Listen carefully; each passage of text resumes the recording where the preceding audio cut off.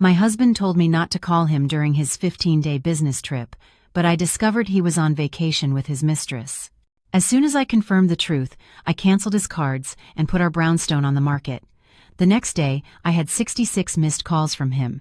He screamed, "Why did you suddenly cancel the card? How am I supposed to get back to the States?" I just said one sentence that left them both paralyzed. As darkness began to fall, I was tending to the Phalaenopsis orchids on the patio.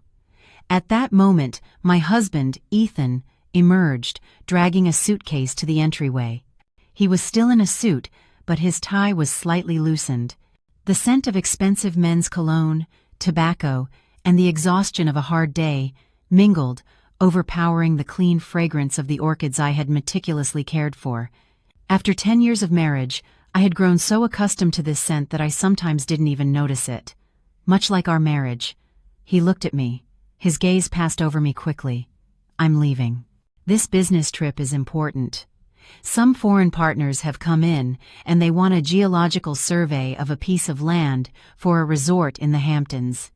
We're launching a new project." His voice was flat, devoid of emotion or fatigue. It was just a simple notification, like a weather forecast. I nodded and walked over, pretending to fix his shirt collar. "Why so suddenly? 15 days. That's a long time." Ethan pulled back slightly. It was an almost imperceptible movement of avoidance, but I noticed it clearly. "This project is top secret, you understand? I need to investigate it thoroughly, and the information can't leak." He took my hand, but his palm wasn't as warm as usual. He warned me, "For security reasons, don't call or text me during these 15 days. I'll have my phone off to focus. I'll call you as soon as the work is done. The house and the garden are in your hands." I smiled. The smile I had practiced for the last 10 years. The smile of a wise, understanding wife. "All right, you're going to do something important. I'll be fine at home, so go on your business trip with peace of mind."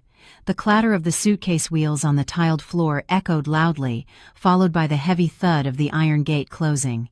This luxurious brownstone was plunged into a chilling silence. I stood in the middle of the lavish living room, staring at my reflection in the large picture window. 10 years ago, I, Ava Reed, was an ambitious landscape architect with my own brand, Reed Landscapes. But because of Ethan's words, "I need someone to hold down the fort," I gave it all up and retreated to be a stay-at-home wife in this brownstone. I designed every corner of the garden and poured my heart into every flower.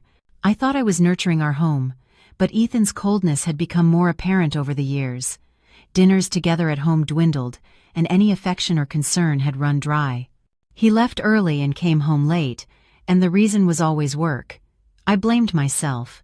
Did I do something wrong, or do marriages just wither like this over time? I tried to revive the relationship, but I only got his indifference and sometimes his irritation. Gradually, I grew tired too, and only silence remained in our house. This 15-day business trip, and the no-contact request, strangely, instead of unsettling me, only made me feel a cold distance that chilled me to the bone. 3 days after Ethan left, the large house felt unusually empty. I spent most of my time tending to my orchid garden. It was the only piece I could find. The Phalaenopsis orchids, the dancing lady orchids, and the purple dendrobiums I had specially ordered from a nursery in Florida were in full bloom. As I was carefully wiping each leaf, my phone on the table let out a ding. I thought it was a promotional text and ignored it, but a second and third ding followed. I sighed, took off my gloves, wiped my hands on my apron, and picked up the phone. On the screen were 3 identical notifications from the bank. My heart skipped a beat. They were transaction alerts from the secondary credit card, Ethan's black card, the one on my account that I had given him for work convenience. My eyes locked on the phrase, $4,000 charge at Aria Restaurant. Aria. That name was like a needle piercing my eardrum. $4,000. I quickly checked the date and time. The transaction had been made just 10 minutes ago. With trembling hands, I called the bank's customer service line to confirm. The agent, after verifying, told me firmly, "Yes, Mrs. Reed, a successful payment of $4,000 was made at Aria Restaurant on the Upper East Side, Manhattan, the Upper East Side. Not the Hamptons." I hung up the phone, and my whole body went cold. The fragrant scent of the orchid suddenly seemed nauseating, suffocating me. I remembered Aria Restaurant all too well. 6 months ago, for our 10th wedding anniversary, I showed Ethan an article about this restaurant. I almost begged him, "Honey, let's have dinner here for our 10th anniversary." They say it's very romantic and has a beautiful view of the river. At that time, Ethan, his eyes glued to the computer, dismissed me without even a glance. "Don't be ridiculous. Look at the price. A single meal costs a month's salary for one of my employees. It's a place for idle rich people to show off." I tried to explain, "It's just once in 10 years. But he got annoyed. "Don't be so extravagant and frivolous. We can use that money for something more useful." His words threw cold water on my hopes. Our 10th anniversary ended with a regular dinner at home. I consoled myself. He's right. He's a practical person. He cares about big business, not trivial vanities. But today, my husband, who was supposedly doing a geological survey in the Hamptons, the same person who asked me not to contact him, was at Aria and paid a $4,000 bill. What client was he entertaining to be so extravagant? My hands trembled, not from anger, but from the chilling cold that shot up my spine to the top of my head. Had I been living in absolute trust for the past 10 years, or in a perfectly wrapped deception? I looked at the pure white Phalaenopsis orchid in front of me, beautiful, immaculate petals. But why did they feel so fragile and hypocritical? He lied to me. Only this thought was clear, and it stabbed my heart like broken glass. He had deceived me. After the initial shock came a chilling calm. Like when a person is severely injured, the pain comes later, and only numbness remains. I didn't scream or break things. I just went into the house and poured myself a glass of ice water. The cold water went down my throat, clearing my mind, and my brain started to work. What should I do? Should I call him immediately and scream, "Where are you? What are you doing?" only to hear another, more elaborate lie? I had already wasted 10 years trusting him. I couldn't afford to be a fool for another second. The truth. I needed the truth. I opened my phone's contact list and scanned through a multitude of familiar names. Mom, no. My mother has a heart condition and would get sick with worry. I needed someone with a cooler head, someone who could act. My eyes stopped on the name, Chloe. Chloe had been my best friend since college. Unlike me, who gave up my career at Reed Landscapes to choose family, Chloe was single, a sharp and independent lawyer, and she detested hypocrisy. If anyone could help me at this moment, it was only Chloe. I called. As soon as it rang twice, Chloe answered. Her voice was as cheerful as ever. "What's up? Did the lady of the brownstones suddenly miss her poor friend, or do you have another flower planting project?"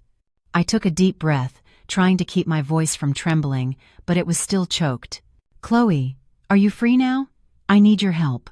Chloe's voice on the other end of the phone immediately turned serious. She knew I wasn't joking when I spoke in that voice. "I'm at the office." "What's wrong? Your voice sounds strange. What did Ethan do to you?" "I'm not sure." I tried to sort through the fragments in my head. "Ethan said he went to the Hamptons for 15 days. He said it was a secret project and I shouldn't disturb him with calls or messages." "Secret what?" Chloe raised her voice. "Smells fishy." "What is this? The 1,950 seconds. A secret from his own wife?" I interrupted her and got straight to the point. 15 minutes ago, the black card on my account was used to pay $4,000 at Aria Restaurant on the Upper East Side. There was a silence of a few seconds on the other end of the phone. It was the silence of a lawyer analyzing a case. "Aria," Chloe asked, "the French restaurant you wanted to go to for your 10th anniversary last year, and he told you it was extravagant?" "Yes, that's the one." My throat burned. "That bastard. I told you not to trust your husband too much. $4,000 is definitely a problem. What do you want now?"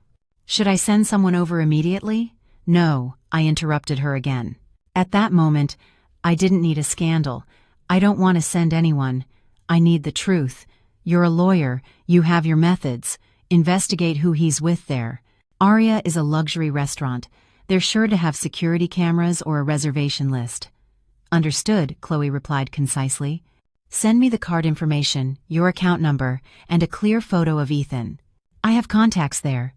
But Ava, are you really okay? Chloe's voice was full of concern. I looked at my orchid garden.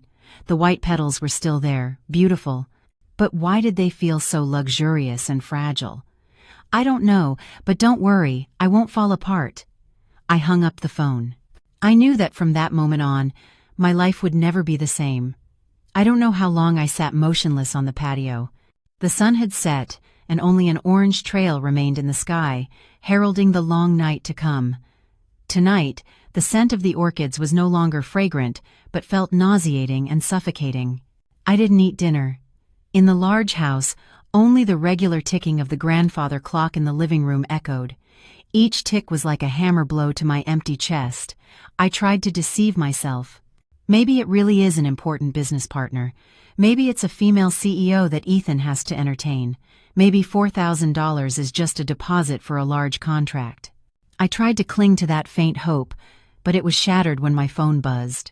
It was around 10 p.m., and I received a message from Chloe. It wasn't a text message. Take a deep breath, sit down, and then open this. My hands trembled. I told Chloe I wouldn't fall apart, but my body was betraying me. I felt the blood drain from my face, and my hands and feet turned cold. I clicked on the video file Chloe had just sent. It was only 30 seconds long. The video seemed to have been surreptitiously recorded by a customer from another table or extracted from a security camera. The angle wasn't perfect, but those 30 seconds were enough to end my 10 years of marriage. It was Ethan. He was wearing the same suit I had ironed for him that morning. He had taken off his jacket and looked relaxed. He was sitting in the luxurious and classic space of Aria, and he wasn't alone. Across from him sat a very young woman with long, light brown hair, fair skin, and she was wearing a wine-colored silk slip dress. I recognized this woman. My heart sank. It was Charlotte, the new intern at Ethan's company. I had met her once about 3 months ago when I went to bring him lunch at the office. At that time, Ethan introduced her superficially. This is Charlotte. She's the intern in my department. Charlotte bowed politely to greet me. Hello, Mrs. Reed. With such delicious food you prepare for him, it's no wonder Mr. Cole praises you so much. In this 30-second video, Ethan was using a silver fork to carefully take a large piece of lobster and place it on Charlotte's plate. He smiled with a sweetness and affection. His eyes were filled with a deep passion for Charlotte, a look I hadn't seen in maybe 5 years. Charlotte leaned back and laughed heartily. Then she quickly leaned over the table and used her finger to wipe away some sauce near Ethan's mouth. It was a gesture of blatant intimacy. Ethan didn't pull away. He took her hand, brought it to his lips, and kissed it. 30 seconds. The video ended. I dropped the phone on the cold granite floor. There was a dry clack. I had been betrayed. It wasn't a business partner. It wasn't a passing fling of a middle-aged man. It was a deep, secret relationship. He was using my money, the card I gave him, to wine and dine a girl who was half my age. I felt pain in my chest, but strangely, I couldn't cry. The tears had dried up long ago. I felt nausea rising in my throat. I had given up my brilliant career at Reed Landscapes. I sacrificed my youth to be the stable support for this liar. I tended my own garden, but now I discovered there was a venomous snake in it. The phone was still lying on the cold floor, the screen already dark, but the 30-second video replayed over and over in my head, like a slow-motion movie I couldn't turn off. Ethan holding Charlotte's hand, the loving smile, the kiss on the back of her hand. Each scene was like a blade stabbing my already hardened heart. I slid down the cold wall to the floor. This brownstone, this garden, for the last 10 years, I thought it was my heaven and the result of my sacrifice. It turned out to be just a gilded cage, and I was a bird that had locked itself in while the owner went looking for another, younger bird. The phone rang. This time the caller ID showed Chloe. I took a deep breath, trying to contain the tremor that ran through my entire body. I picked up the phone and cleared my throat. I got it. Did you see it? Chloe's voice was urgent and full of rage. I didn't answer. My throat was tight. That bastard, Ethan, that damn bastard. Chloe started cursing on the other end of the phone. She could never stay calm when she saw her friend hurt. That girl is Charlotte, the intern from the department. Her face looked familiar. What are you going to do now? Are you going to go over there and smash everything? Chloe, I interrupted her. My voice was hoarse, but devoid of emotion, without tears. Huh? Chloe stopped, surprised, probably by the overly calm tone of my voice. Are you at the office now? Yes, I'm here. I was waiting for your call. You are my lawyer, right? Of course I am. What are you saying? I'm your friend. And I took a deep breath. The coldness started to spread from my heart throughout my spine. I don't need you to be my friend. I need you to be my lawyer. You are a lawyer, right? You need to be colder than me. There was silence on the other end of the phone. I knew Chloe understood. She switched from the state of a furious friend to the state of a lawyer taking on a case. Speak, I'm listening. Chloe's voice had completely changed. It was sharp and professional. First, I stood up and walked to the hardwood desk where the house documents, bank books, and deeds were kept. Prepare the procedures to immediately freeze all of our joint marital accounts. Freeze? Chloe asked. Are you sure? If you freeze them, he'll find out immediately and call you. He'll find out, I replied firmly. But it will be too late for him to do anything. This brownstone is in both our names.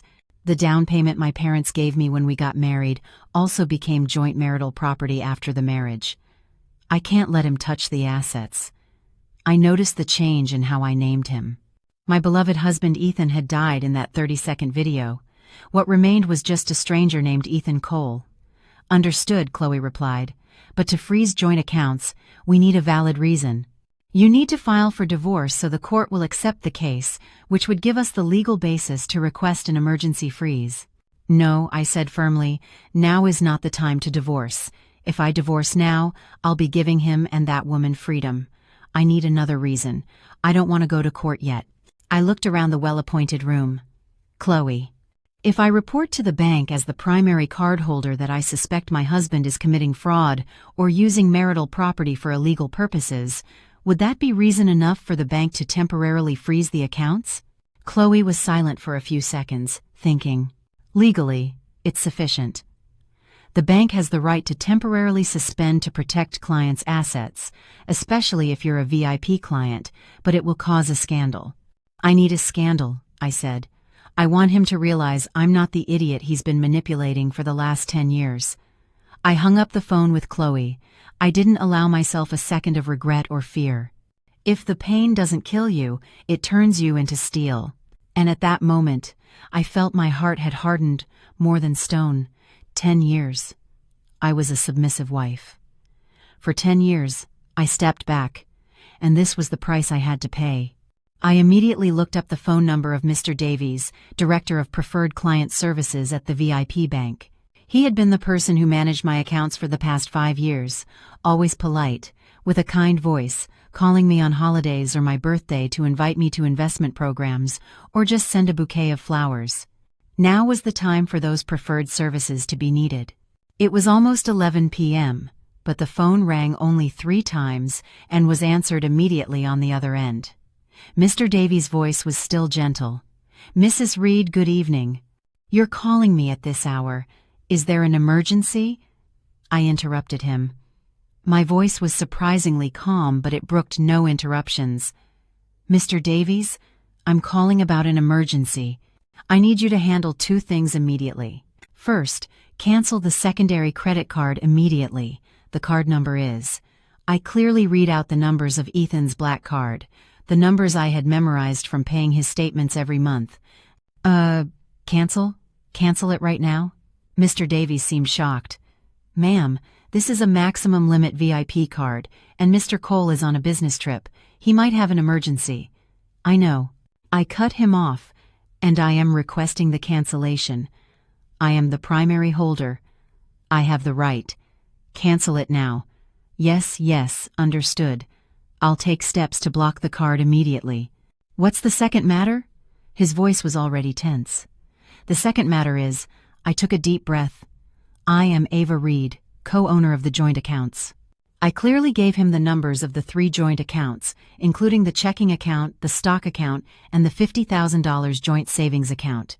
I request the bank to apply an emergency measure to temporarily freeze all transactions from these accounts.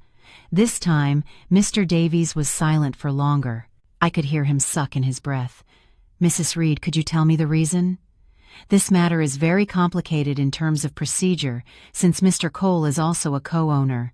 The reason is, I emphasized each word, I, the primary owner of the majority of the assets, have sufficient grounds to suspect that my husband, Mr. Ethan Cole, is using the joint assets for illegal purposes and committing fraud. And he is currently showing signs of liquidating assets. Fraud, illegal, liquidating assets. I pronounced these words clearly and concisely. They were the legal terms Chloe had told me to use to force the bank to act in an emergency. The director on the other end was genuinely panicked. Ma'am, calm down. This matter is very serious. If you say so, according to the client protection regulations, I will immediately notify the system to temporarily block all online and over-the-counter transactions. Please come to the nearest branch tomorrow at 8 a.m. to sign the paperwork. Good, I'll be there tomorrow at 8 a.m., I replied concisely. I don't want a single dollar to be withdrawn from those accounts from this moment on, do you understand? Yes, understood. I'll process it immediately. I hung up the phone. The room fell into an immediate silence. I looked at my hand, which was still holding the phone tightly. It wasn't trembling. For 10 years I used these 2 hands to cook, do laundry, plant flowers, and give him massages when he said he was tired. Now, with these 2 hands I was freezing everything that was his. I had cut off his financial channel. I had cut off his retreat. The $4,000 appetizer at Aria was truly expensive. Now it was time for me to serve the main course. I didn't know how Ethan would react when his black card was declined and he learned he couldn't access any accounts, but I knew he would call me soon, and I was ready. I couldn't sleep that night. I sat in the armchair on the patio, looking at the orchid garden shrouded in darkness. My mind was just as dark. Every time I closed my eyes, the 30-second video appeared with cruel clarity. Ethan's kiss, Charlotte's laugh, and the $4,000 bill were a pantomime mocking the 10 years of my youth that I had buried in this brownstone. At 7:55 a.m., I arrived at the door of lawyer Chloe's office. My eyes were swollen from the sleepless night, and my unmade-up face was pale. I knew how miserable I looked. Chloe came out of the conference room. She was wearing a tailored black suit, and her hair was pulled back into a high ponytail, making her look sharp and authoritative. Her usual cheerful eyes were gone, replaced by a suppressed rage. She pushed a hot cup of coffee at me without a word. "Drink it. You look like death warmed over." I shook my head. My throat was dry. "I can't. Did you finish everything?" Chloe sat down across from me, crossing her arms. "I finished. At 8 o'clock, I sent your confirmation paperwork to the bank director. Everything is frozen. His black card is now officially a useless piece of plastic." For a moment, a sense of relief washed over me, but it didn't fill the void inside me. "Thank you." Chloe looked at me with a penetrating gaze. "Ava, now answer me calmly. I'm asking you as your lawyer. What do you want? Just to give him a warning and vent your anger? Or do you want a divorce? Divorce. Why did that word sound so strange and painful? For 10 years I gave up everything to be that man's wife, putting aside my ambition at Reed Landscapes, and now, divorce. I really don't know. When I fell silent, Chloe sighed and stood up, pacing the room. "Look at me. If you just want to give him a warning, frankly, Ethan will come back. He'll kneel, beg for your forgiveness, and swear that heaven and earth will fall before he changes again. And what? Then he'll go back to his old ways. But next time, he'll be more secretive, more cunning. You'll live your whole life in doubt." I looked at Chloe. The scene of the kiss at the restaurant appeared again. "No, I can't take it anymore." "Then it's divorce." Chloe said it as a certainty, not a question. "If you decide to divorce, you have to be ready to fight. Ethan is not an idiot. He and his family won't let you go easily with anything. I want a divorce. My voice suddenly became clear. But before I divorce, I want to know exactly what I had for the last 10 years and what he secretly took from me. Chloe smiled. It was a cold, calculating smile. Good. This is the Ava Reed I know. She pulled up a chair and took out a folder. I did a preliminary investigation. The biggest asset is the brownstone on the Upper East Side. It's in both your names. I nodded. The house was like a wedding gift from my parents, who had put up most of the money. I froze the joint savings accounts and the stock accounts, Chloe continued. The problem is, he surely has personal accounts. Do you know what his exact salary is? I hesitated. He told me the company held his salary and bonuses in a deferred compensation fund. Every month, he only gave me $2,500 for household expenses, house management, and garden maintenance. Then, I didn't send a text message, but called him directly.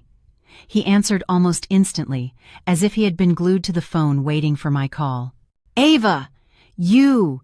He tried to scream again, but before he could finish, I spoke. Yes. My voice was clear, calm, and cold. My composure seemed to surprise him. Mark, a polite middle-aged man, felt awkward. Mrs. Reed, aren't you going to answer the phone? It seems urgent. I forced a smile.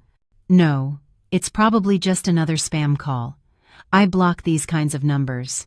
I put the phone on silent, and we continued talking about prices and procedures. But in my mind, I knew the rage on the other end of the phone was growing. That house, that garden was the passion of my 10 years, but now it was nothing more than a luxurious cage full of lies. Sell it, my voice was dry. Put it on the market immediately. But we have to sell it fast, before he reacts and tries to stop it. Chloe looked at me. Surprise turned to approval.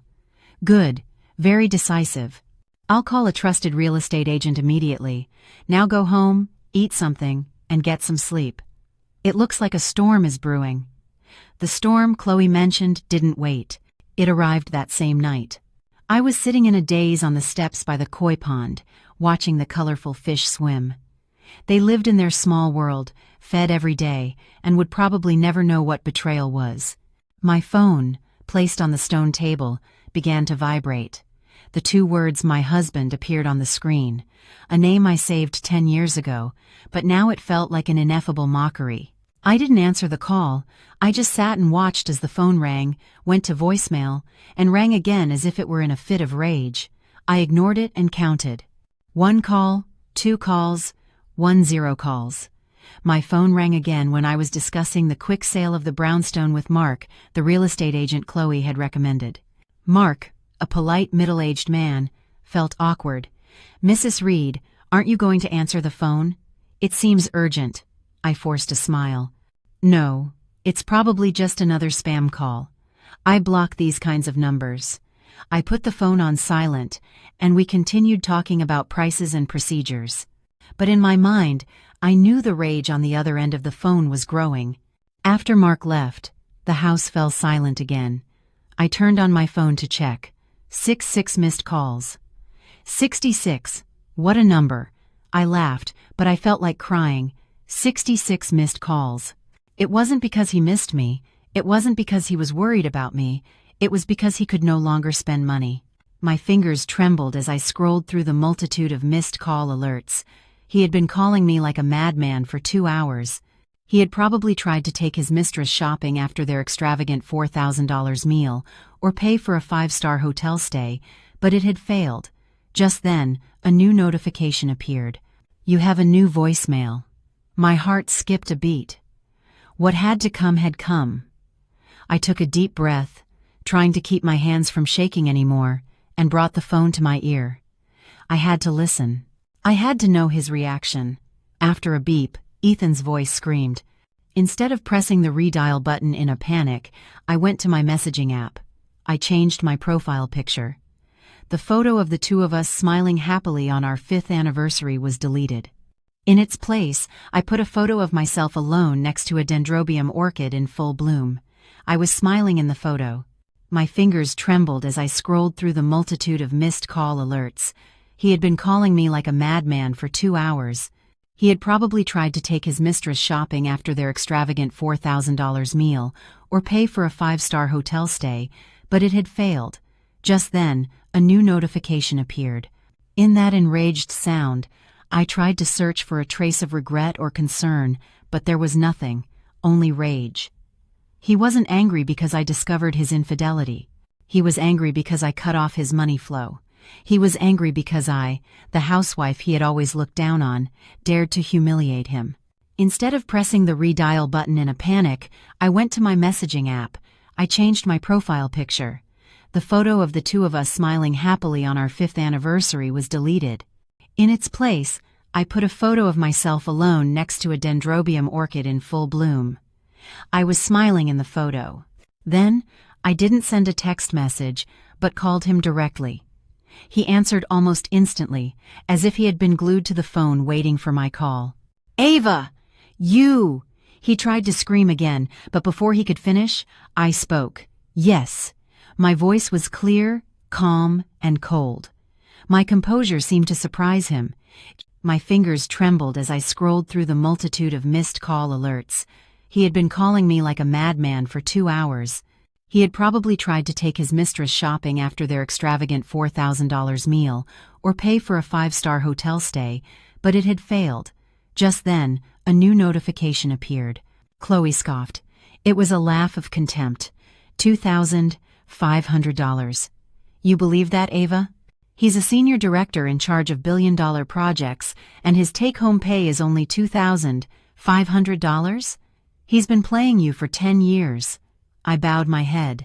How did your top-secret geological survey in the Hamptons end up on the Upper East Side in Manhattan? There was silence on the other end of the phone, a chilling silence. I could hear his heavy breathing. He was trying to put together the next lie. You? What nonsense are you talking about? His voice suddenly became lower. He was no longer screaming but probing. Panic was evident. Who told you that? Ah. I prolonged my voice sarcastically. Perhaps your partner said so, the brown-haired partner in a red dress sitting at Aria. Isn't it a bit extravagant to entertain with a $4,000 meal? You were spying on me? His voice immediately became threatening. The rage of being caught replaced the confusion. I don't care, I replied in a frosty voice. Your job is to entertain well. Oh, and I forgot to inform you of one thing. What thing? He asked cautiously. The brownstone on the Upper East Side, I said and smiled. I knew he couldn't see me, but I felt a strange satisfaction. I've put it up for sale. The real estate agent called me this morning and told me there are clients offering a good price. We'll probably sign the papers this weekend. What? This time he really screamed, a sharp shriek full of extreme panic and rage. Are you crazy, Ava Reed? How dare you? That's my house, it's our house. You have no right to do that until I get back to the States. Get back to the States? You had no right to rent a restaurant to spend our money on your mistress. I raised my voice. I no longer maintained my composure. I froze the accounts, canceled the black card, and the house will be sold soon. I hope your survey was pleasant. Now figure out how you'll get back to the States. I didn't wait for him to continue ranting. I pressed the end call button with determination. I knew that Ethan, cornered, would call his ally, and his greatest ally was none other than his mother, Eleanor. I was her daughter-in-law for 10 years. I understood this family very well. They had a strange sense of unity, especially when it came to protecting the interests of their precious son. An hour after my tense phone call with Ethan, my phone rang again. This time the screen showed Eleanor. At one time, I saved this name with all the respect of a new daughter-in-law. Now, seeing it only gave me infinite fatigue. I took a deep breath, trying to sound as normal as possible, and answered, "Hello, Eleanor." Immediately, without a greeting, miserable crying poured into my ear through the phone. It sounded like the wailing from a soap opera she loved to watch. Oh my God. Ava, how could you do this to your husband? Will you be satisfied only when that boy dies on the street? I kept silent, letting her cry. This was an act I had seen for 10 years. Every time there was a small conflict in our marriage, she would use tears to resolve it. And the result was always that I had to apologize, even if it wasn't my fault. Since I didn't react, her crying stopped as abruptly as if she had turned off a switch. She switched to a sharp tone. "Are you going to keep playing dumb? Ethan just called me, and he was crying. He said you froze his card and his accounts. What are you doing? Who do you think that boy is suffering for? It's for this house. It's for you. How could you be such an unreasonable and inconsiderate woman?" Unreasonable. I repeated the word. It was like a dull knife stabbing my ear. I laughed. A cold laugh.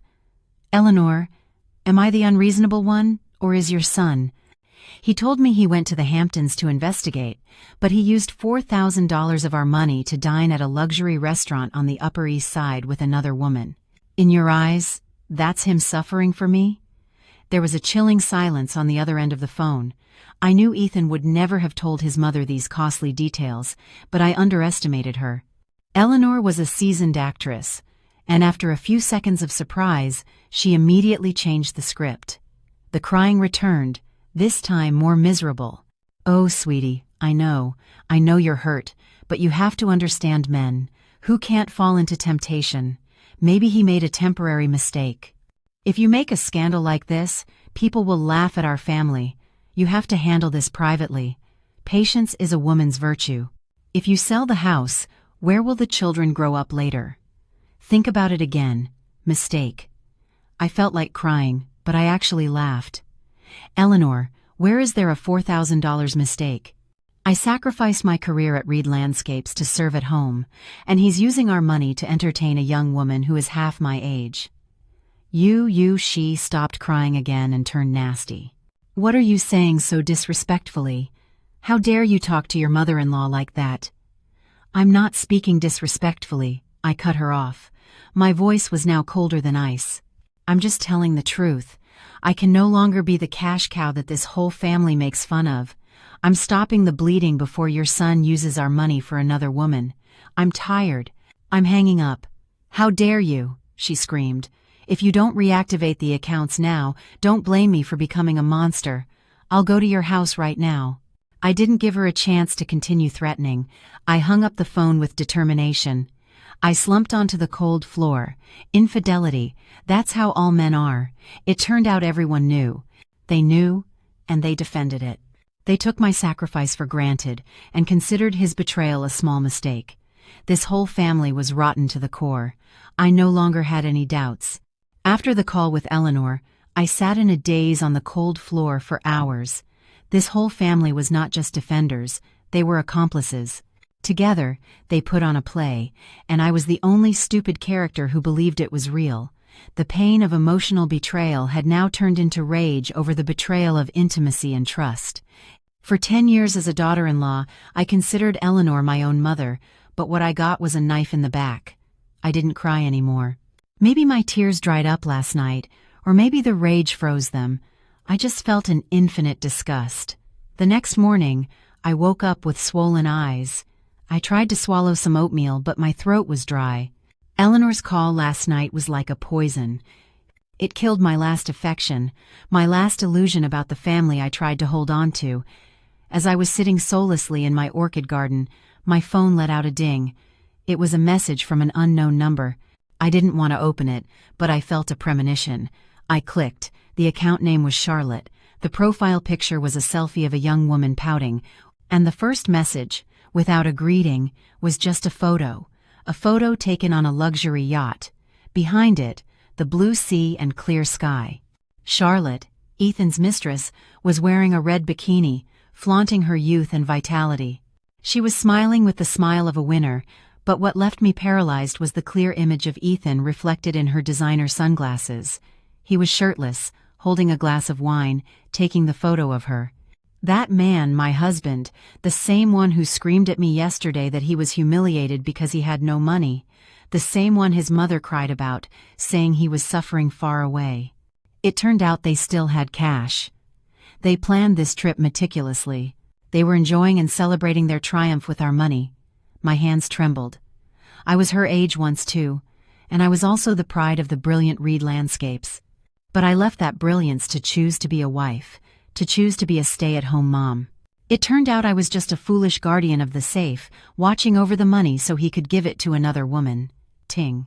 Another message came, still from her. Mrs. Reed, Mr. Cole said you are a wise person. He said now that you are older, you should know when to let go if you want to keep your last bit of dignity. I looked at the phrase, older, dignity.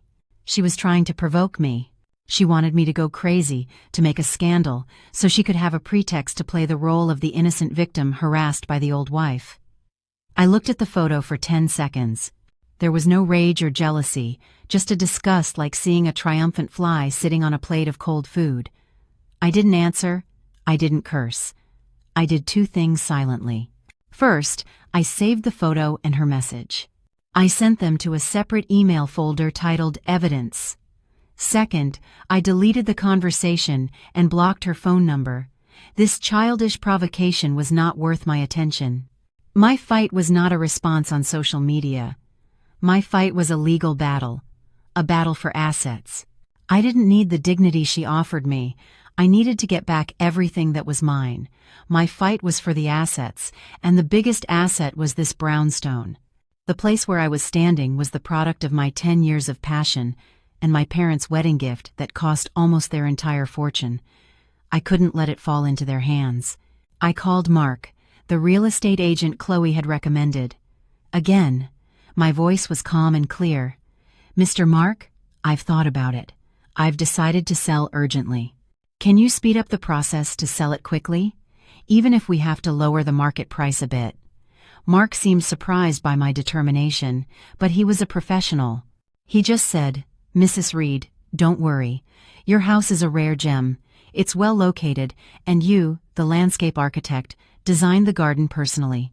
The clients who saw the photos and virtual tour I took are all captivated. I smiled sadly. Captivated. I was the person who loved this house the most. Mr. Mark, this orchid garden is the soul of the house. Tell the clients if they really want to buy the house. Please, let them keep it. Rest assured, Mark replied. I'll find you a worthy new owner. I thought a quick sale would take weeks, even months, but I was wrong. The power of money and the appeal of this house were much greater than I thought. Just 2 days later, Mark called me again. He sounded euphoric, as if he had won the lottery. Mrs.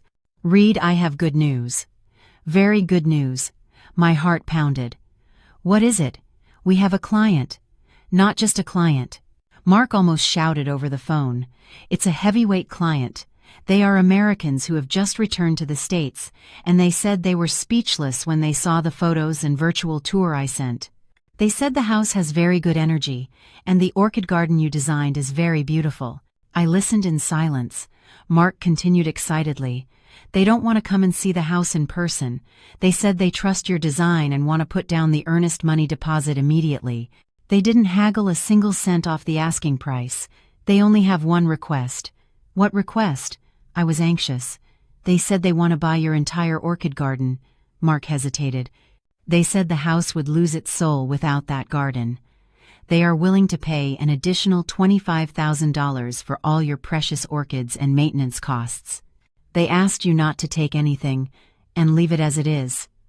$25,000. I stood there in a daze. My 10 years of youth. The 10 years I gave up Reed Landscapes. The 10 years of watering, fertilizing, and pruning were valued at $25,000.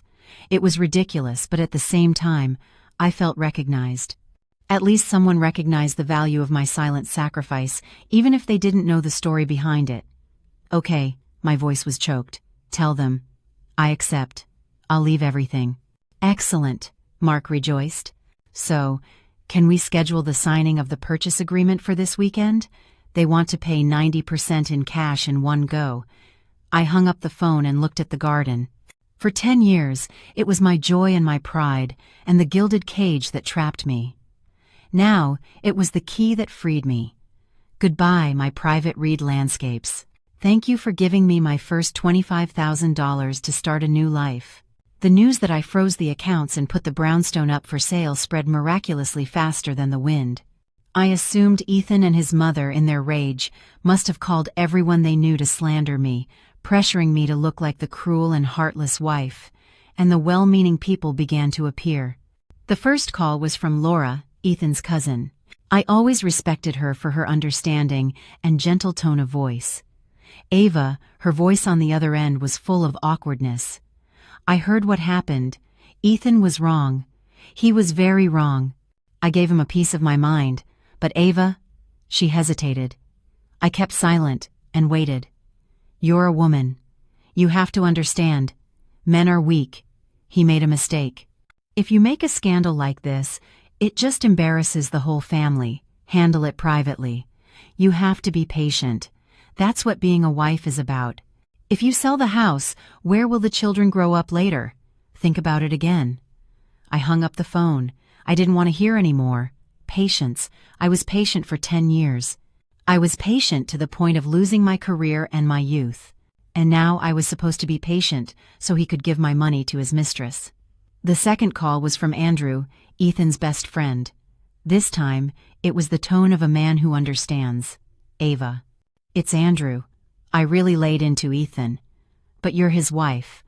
You have to understand his temper. If you cut off all his money, how is he supposed to live? He's stuck abroad, and if he does something impulsive, it's not good for you if he collapses. You have to give him a way out. A way out. I felt like crying, but I laughed. Who gave me a way out when I gave up Reed Landscapes to be a housewife? Who gave me a way out when he embraced a young mistress at Aria? I didn't answer Andrew. I hung up again. And then came a flood of persuasive messages from college classmates and the lady next door, who was worried because I didn't look happy lately. They all advised me to calm down, to think about it again, to forgive. I was fed up. I was fed up with this hypocritical advice. They didn't live my life. They weren't in this house. They don't know what I endured for the past 10 years. They were just on the outside judging. I turned off my phone. I was too tired to talk to anyone else. I wanted to be alone. I went into my home office, a room I had barely entered for the last 10 years. There was a thin layer of dust on the bookshelf, and there were my books on landscape architecture, bonsai art, and garden design. And on the wall hung the first 3D design blueprint of Reed Landscapes, which I finished after working all night. It was once my pride and my ambition. I sat down and turned on the computer. It had been too long since I had touched the design software. My hands trembled a little, but my brain seemed to wake up. I opened a new file and started drawing. I drew a rooftop garden on a skyscraper full of sun, with hanging orchids and a small koi pond. I was drawing my new life. Once finished, I opened my social media without thinking. I posted only one photo, the screenshot of the 3D design I had just finished, and wrote a single caption. First draft for a new life. Rebooting Reed Landscapes. I turned my phone back on.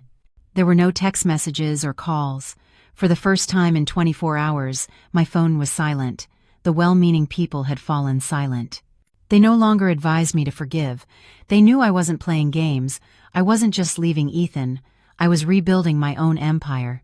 My post successfully silenced the persuasion of my friends and relatives, but it also became the fuse that lit the dying powder keg of Ethan Cole. He had now completely become that man, a stranger, an enemy in my mind. He had failed to use his mother to pressure me. He had failed to persuade me through his friends. Now he decided to confront me himself. He was surely still stuck abroad without a penny in his pocket.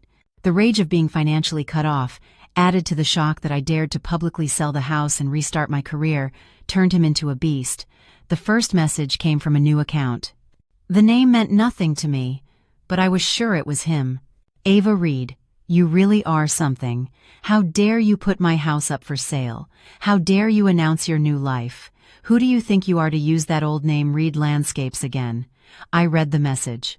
Still rage, still arrogance. He still thought I was the weak kitten from 10 years ago. He still thought I would be afraid of him. I didn't answer. I did only one thing. I screenshotted it and sent it to Chloe. Additional evidence, threatening content.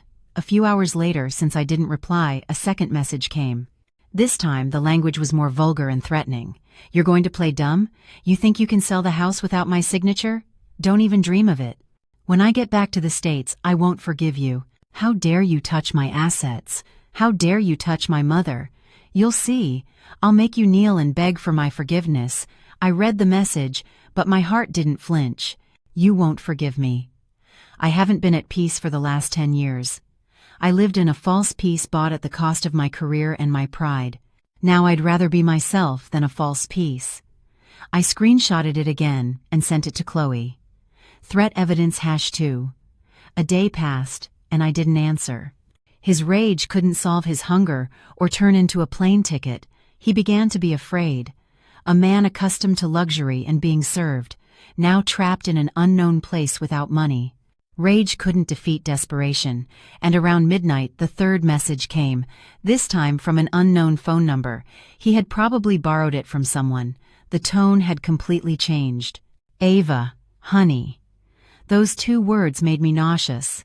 The man who was threatening and growling at me just a moment ago was now trying to put on a pathetic face. Ava, I was wrong. That girl deceived me. I fell into her trap, believe me.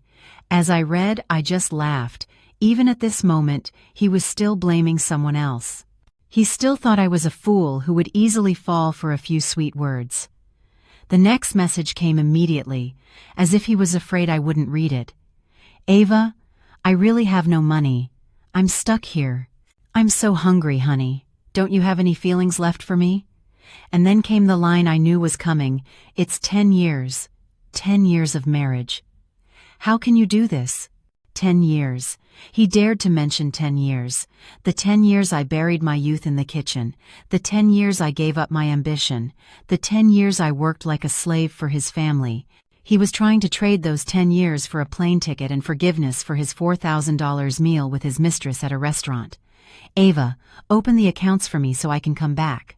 Just give me money for a plane ticket. Let's come back and talk. I'll fix everything. I'll kick that girl out. I'll kneel and beg for your forgiveness, Ava. I looked at the phone screen. My heart was cold.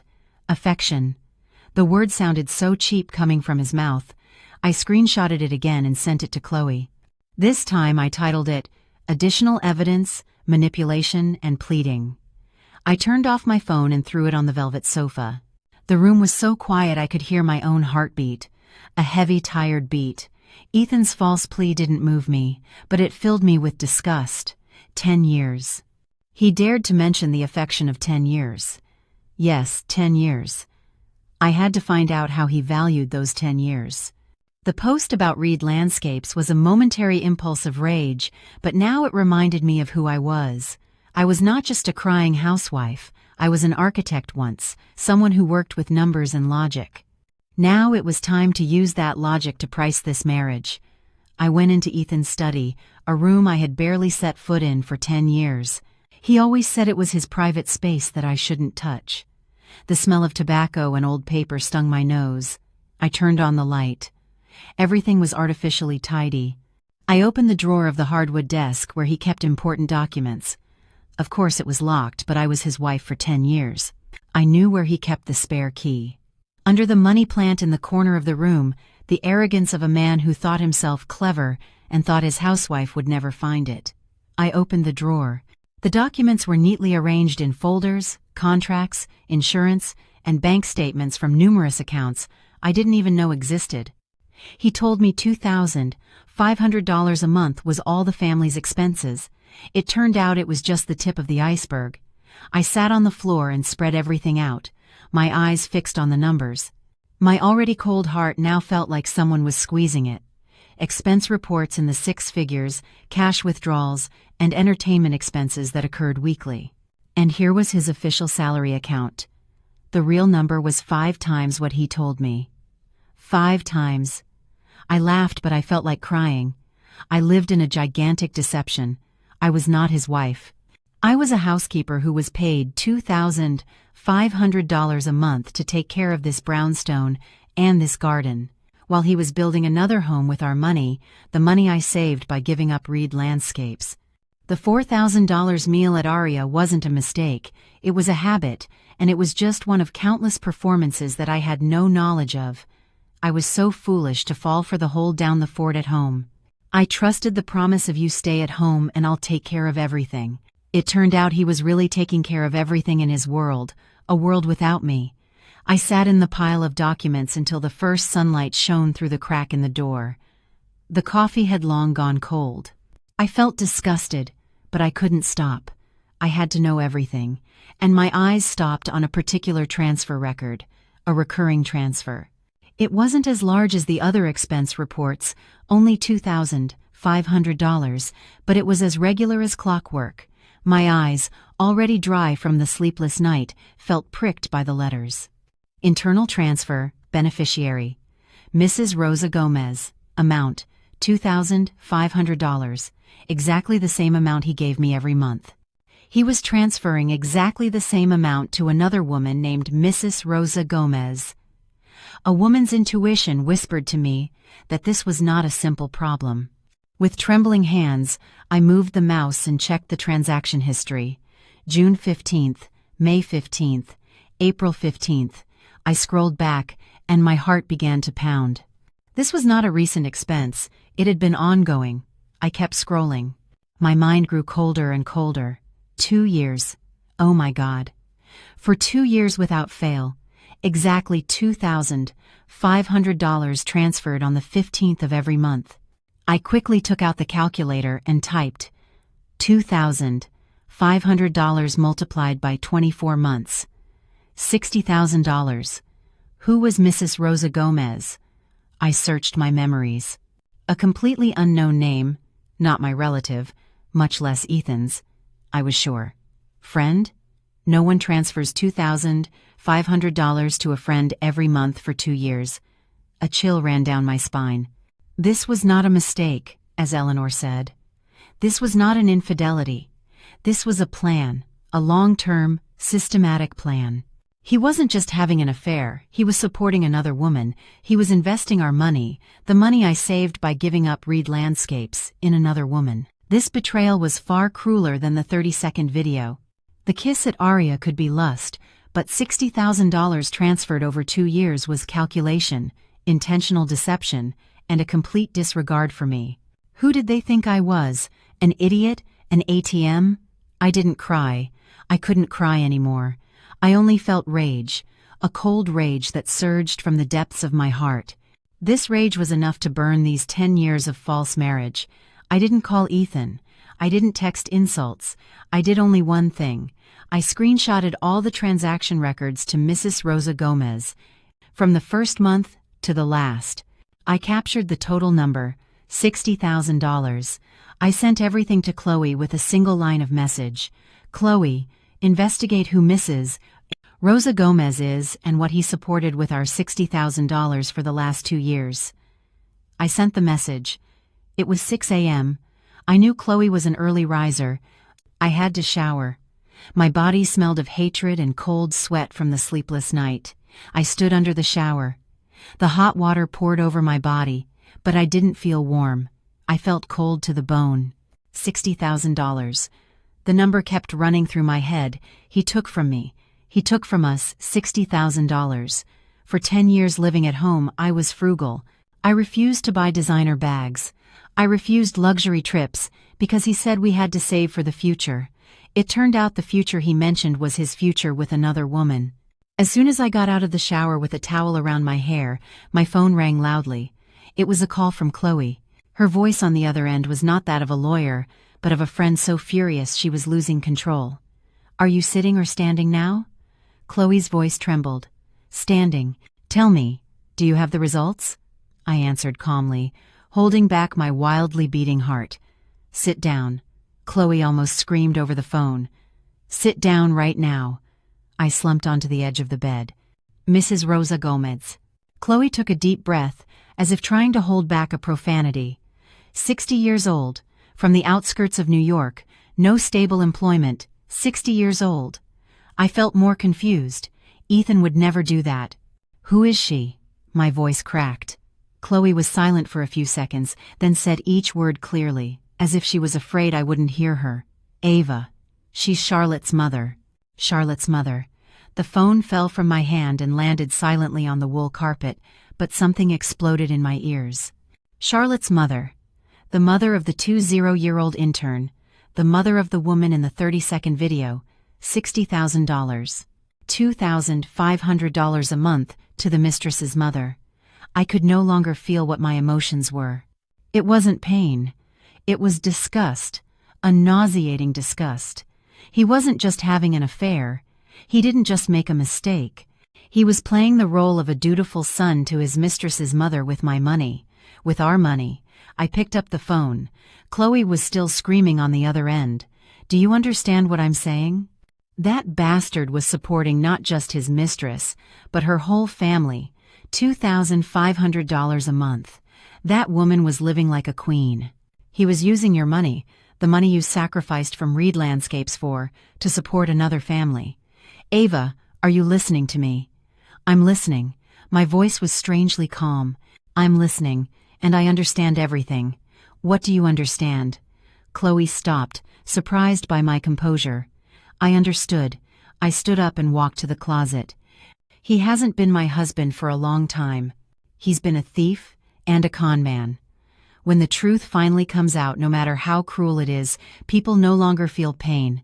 They are only left with rage and a single goal. Chloe, I cut her off.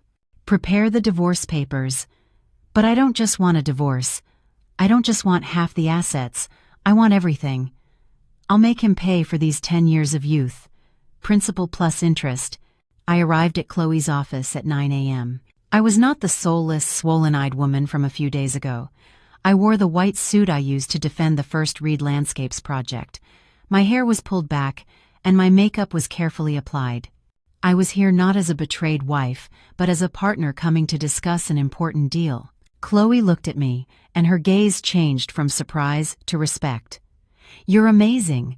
I was worried you'd lock yourself in the house crying or do something foolish. I smiled coldly. Crying, Chloe? Tears can't get back $60,000. Good. Chloe tapped the desk with a pen. Then let's get to work. With this $60,000 proof, we can not only file for divorce, but for fraudulent dissipation of marital assets. If we go to court, you'll definitely get the majority of the assets. He won't be able to lift his head. You just have to sign here. Chloe slid a folder at me. Just as I was about to pick up the pen, Chloe said suddenly, "Wait." I looked at her. "No, it's nothing." Chloe didn't look at me. She frowned, her eyes fixed on her computer screen. I asked my paralegal to double-check the brownstones information on the property registry for your sale. Ava. Chloe's voice suddenly turned serious. Come and see this. A premonition, worse than when I heard Mrs. Rosa Gomez's name, woke up in my heart. I went over to Chloe's computer screen. It was the title deed information of my house. Look at this, Chloe pointed to the small print in the notes section. Your house has a lien on it. It's mortgaged. Mortgaged, I repeated mechanically. That doesn't make sense. I didn't sign any documents. This house was my parents' money. It's mortgaged. Chloe's voice was like a wedge, and not for a small amount. He took out a $500,000 loan against it. If $60,000 was a slap in the face, $500,000 was a bullet that hit me straight in the head. No, it's not possible, I screamed. My hard-won composure completely crumbled. Chloe, a $500,000 loan requires my signature. I'm a co-owner, never. Calm down. Chloe grabbed my shoulder and shook me hard. Listen to me. Look at the date of the mortgage.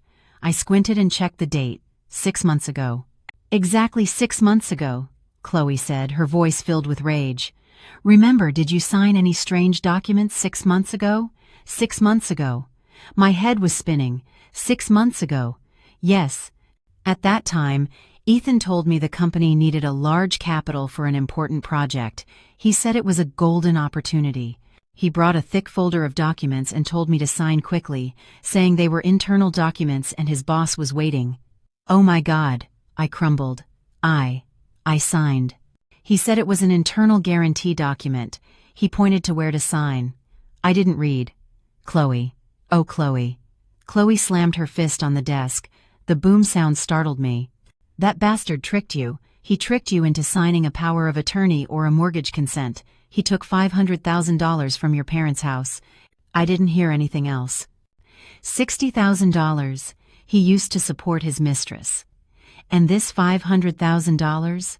Where did this $500,000 go? Top secret survey trip to the Hamptons. Project. Suddenly, I understood everything. He didn't go to investigate. He went to finalize that $500,000. He was planning to escape. He was going to leave with $500,000 and his young mistress, leaving me with a foreclosed house and a gigantic debt. The $4,000 meal at Aria was just the celebration of his successful deal. Ava, Chloe's voice brought me back to reality. Her face was pale, but her eyes were burning. Listen to me carefully. This is no longer just a divorce. This is no longer a civil case. She grabbed my hand tightly, emphasizing each word. This is a crime. Your husband is a criminal. Fraud and embezzlement. I looked at Chloe. The tears had dried up. The pain was gone, and only a cold emptiness remained. Yes, I said in an eerily calm voice. What should I do with a criminal, Chloe? What's the procedure for filing a criminal complaint? Chloe's voice echoed in the quiet office. Criminal, fraud, penal. Each word was like a hammer blow to my chest. $500,000. The number was so large it felt abstract. It was no longer money. It was an abyss. I must have staggered. Chloe quickly held me up and sat me down in a chair. Ava, are you listening to me? You have to calm down. Now is not the time to faint. Calm down. How could I calm down? 6 months ago. I remembered vividly. Ethan came home, his face full of excitement. He talked about a golden opportunity, an internal investment project that the company only offered to executives. He said it was the opportunity to change our lives, and that I would never have to worry about anything again. He brought a thick folder full of technical jargon that I didn't understand. He flipped through the pages, pointing to an X. He said, "Sign quickly. My boss is waiting. It's just an internal guarantee procedure. We have to trust each other as a couple, right? Don't you trust me?" I trusted him. I trusted him as I had for the past 10 years. I signed without reading a single word. I signed the power of attorney or the mortgage consent. I signed the death sentence of my marriage and my assets. How stupid I was. The emotional betrayal hurt me, but this financial deception, this cold calculation to embezzle using my absolute trust, filled me with disgust. He was not just a bad husband, he was a professional con man. Chloe, I looked at her, and my voice was dry. $60,000. He used to support his mistress, and this $500,000? What was he going to do with this $500,000? Chloe looked at me. Her eyes were full of pity, but also of firmness. You still don't know? He scammed you. He used your parents' house, your assets, to borrow $500,000. He was preparing his escape. He was going to leave with that $500,000 and his mistress, leaving you with a gigantic debt and a house that would be foreclosed on by the bank. I felt my heart stop. Selling the house. Now, selling this house was not revenge. It wasn't even to stop the bleeding of marital assets. It was a necessity. I had to sell this house to the buyer. I needed the 90% cash they promised. I needed that money not to get rich, but to immediately pay off the illegal $500,000 debt to the bank.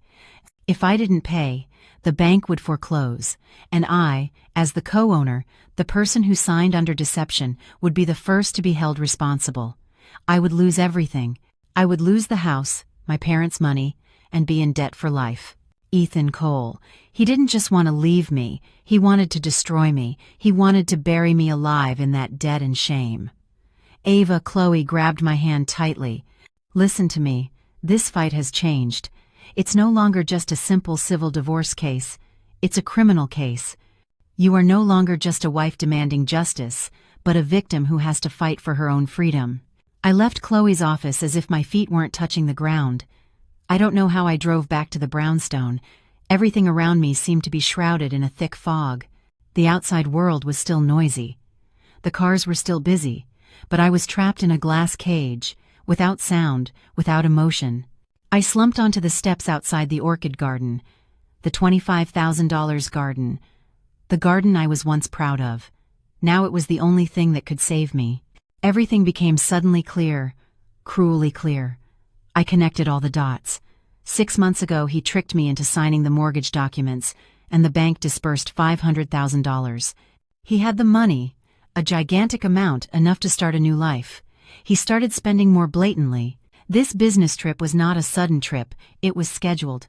The 15-day top-secret geological survey trip to the Hamptons was a lie, a carefully crafted lie to give him enough time to transfer the money and disappear. That he took his mistress with him was not because she was the reason, she was just the prize he gave himself after a successful fraudulent deal, and the $4,000 meal at Aria. Oh my God, I let out a dry laugh. It wasn't a client entertainment meal, nor a mistake meal, it was a celebration. Ethan Cole was celebrating with my money, using our house as collateral, the fact that he had just swindled me out of $500,000. He celebrated his impending escape. He celebrated that I was the fool who didn't know I would soon be mired in a gigantic debt. His contempt, his cruelty, went beyond the bounds of infidelity. This was calculated evil. He didn't just want my money, he wanted to destroy me. He wanted me to never hold my head up, to live forever in debt and shame. I immediately picked up my phone. My hands were no longer trembling. They were cold and steady. I called Mark, the real estate agent.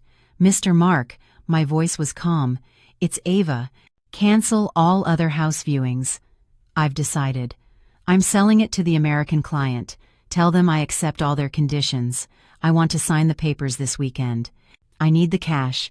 The sooner, the better." Mark seemed surprised by my determination, but he quickly grasped the situation. "Fantastic, ma'am. I'll call them right away. They'll be delighted to hear this." I hung up the phone. I had no other choice. I had to sell. Selling this house was not for the division of marital assets of divorce, it was to save my own life. He wanted to bury me alive, but he didn't know. I was the seed, and Reed Landscapes would definitely rise from these ashes. I sat in the brownstone, now an asset waiting to be sold. I turned off my phone. I didn't want to hear any more threats or false pleas from Ethan. I didn't want to hear the calculated crying of his mother. I needed silence. In that silence, I wondered, what is the man who just swindled $500,000 and is enjoying his business trip with his mistress doing now? I couldn't see him. But later, when everything came to light, I knew that even what I imagined was nothing compared to the cruelty of the real facts. While I was sitting here struggling with a $500,000 debt, Ethan and Charlotte were on a 5-star yacht in some distant sea. They were living the extravagant and frivolous life he once despised. They drank the most expensive wine, ate food I never dared to dream of. They spent money like water. They spent my money. Charlotte transformed from an intern to a queen, dressed in designer clothes, with bags that cost thousands of dollars. But all parties have an end. My phone call, the freezing of the accounts, the cancellation of the black card were like throwing a bucket of ice water on their imperial dream. The black card, the symbol of Ethan's power, was suddenly declined when he tried to pay for the yacht rental the next day. He was stunned.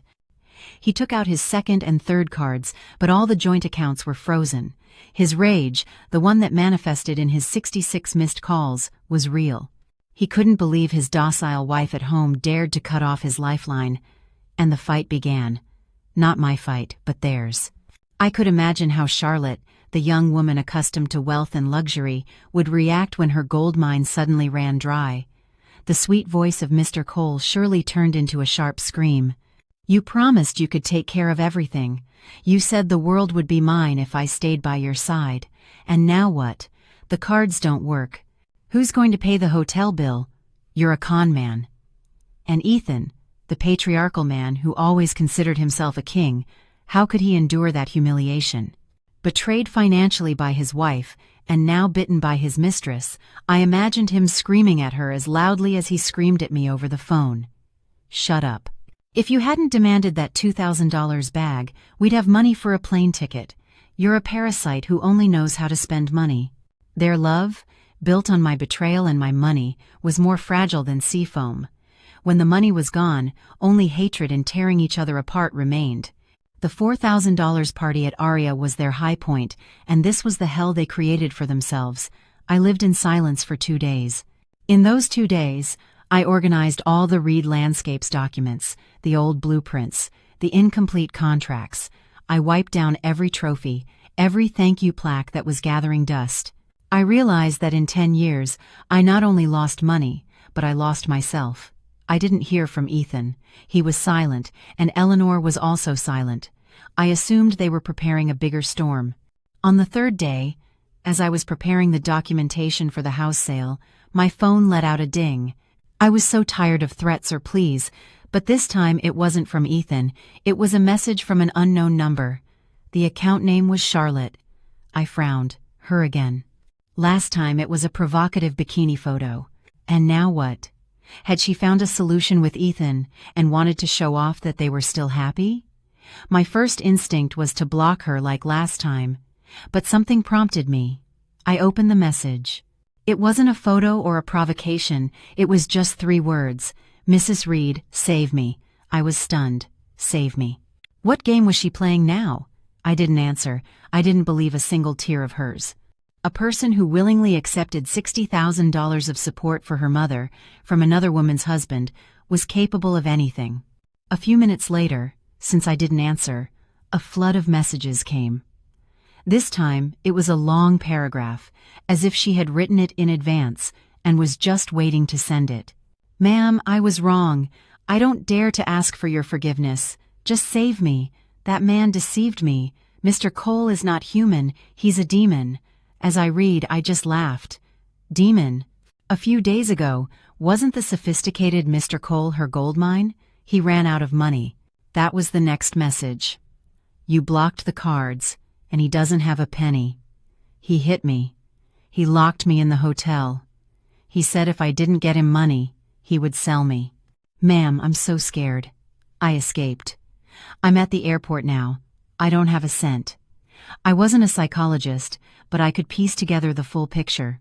The fight on the yacht was over. Ethan, without a penny, revealed his true nature. He was no longer a sophisticated gentleman, but a cornered tyrant, a thug. And Charlotte realized she had bet on the wrong horse. She didn't love Ethan, she loved his money. When the money ran out, she had to flee. She was fleeing not only from Ethan, but from the chaos she helped create. But why was she messaging me? The last message explained it all. Ma'am, I know you're going to sue him. I have what you need. I have proof. Proof that will make that man unable to lift his head. I can help you. I only ask that you forgive me for the money we received from him. My mother's sin, I will pay it back. I promise. I looked at the phrase, the enemy of my enemy is my friend. She was not my friend. She was a rat fleeing a sinking ship, looking for a new ship to cling to by selling her old partner for a low price. She thought she could use me. She didn't know. I also needed a tool, just like her. I looked at the message, Mrs. Reed, save me. Just a few days ago, this same account was sending me bikini photos, mocking that you are older. This change of attitude today was truly dramatic. I didn't trust anything that came from her. A person who gladly accepted $60,000 of support for her mother from another woman's husband was capable of anything. I believed this was another act, a more cunning trap. I didn't answer. I wanted to see what else she could act out, and as expected, when I kept silent, she panicked. A flood of messages came as if she was afraid I would block her. Mrs. Reed, please answer me. I know you hate me. I deserve to be hated. But Mr. Cole is not human. He's a demon. I remained silent.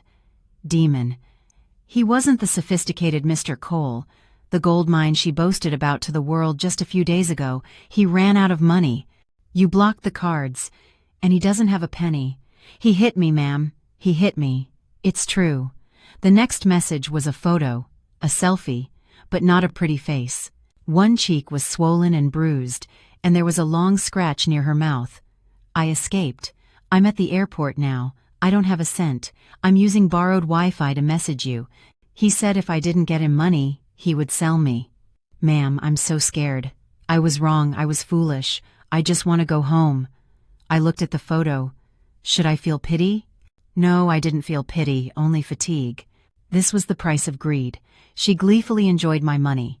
Now she has to pay the price for that party. But I remained patient. I knew this rat didn't come to me crying just to vent. She had to have some bait. And what had to come, came. Ma'am, I know you're going to sue him.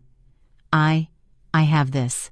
It's proof that will make that man unable to lift his head. He hid it in the safe in my apartment, and I stole it. I only ask that you forgive me and my mother for the money we received from him. I will pay it back. I promise. I just want to live in peace. Proof. The coup de grace. I raised the corner of my mouth. This rat was quite clever. She knew she had to take the insurance when she fled. I typed. It was the first time I had responded to her. My message must have been as cold as ice. What airport are you at now? The response was instant. I'm still stuck abroad. I just escaped to the airport. I don't care where you are, I wrote. I also don't care if he hit you. That's your problem and his. But I'm interested in the proof you mentioned. Yes, it's true. They're double contracts, tax evasion documents. He said it was his biggest secret, and that's how he got rich. He said if it got out, he'd go to jail. Tax evasion, double contracts. A strange emotion stirred in my heart. It turned out the empire he built, the facade of the sophisticated rich director, was built on the foundation of a crime. Monday at 3 p.m., I sent a message without hesitation. My lawyer's office, address, 30 Park Place, get back to the States however you can, bring the proof, we'll talk. The final confrontation, edited for American context. I hung up without waiting for his response. I knew he would cling to this as his last lifeline. He would still think I was stupid, that I still loved him and wanted to talk privately. He would come with the last hope of being able to reverse the situation with crocodile tears. He didn't know he was walking straight into his own final judgment. Chloe's office at 9 a.m. Today was different. The air was tense. I chose a black suit instead of white. I wanted to wear the color of the end. I was sitting there with Chloe by my side.